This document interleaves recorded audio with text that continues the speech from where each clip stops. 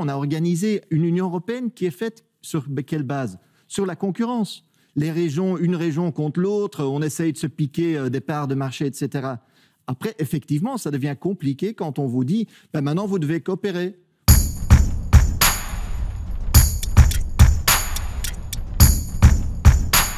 Ce qui me met un peu mal à l'aise dans ce discours, c'est on est en train de dire « Ah, la pauvre Union européenne, si seulement elle avait plus de compétences ».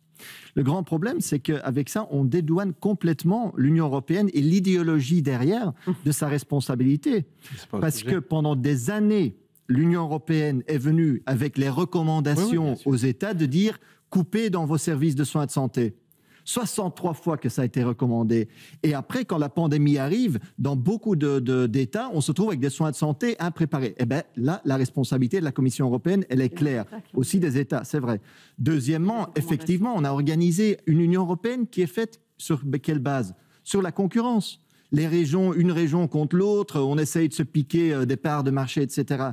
Après, effectivement, ça devient compliqué quand on vous dit ben maintenant, vous devez coopérer. Vous devez faire confiance à votre voisin. Je veux dire, quand la pandémie est arrivée en Italie, on a dit ben, on va peut-être fermer les usines, etc. Il y a eu un lobby énorme en disant on ne va pas fermer avant l'Allemagne parce qu'on va perdre des parts de marché. Et donc, quand vous créez une Europe basée sur la concurrence et l'austérité, la coopération est extrêmement difficile. Sinon, effectivement, on pourrait se mettre autour d'une table. Ce ne serait pas facile, hein, je veux dire, on le voit en Belgique. Oui, on a bien compris que ça serait compliqué. Mais en même temps, ça serait un esprit complètement différent.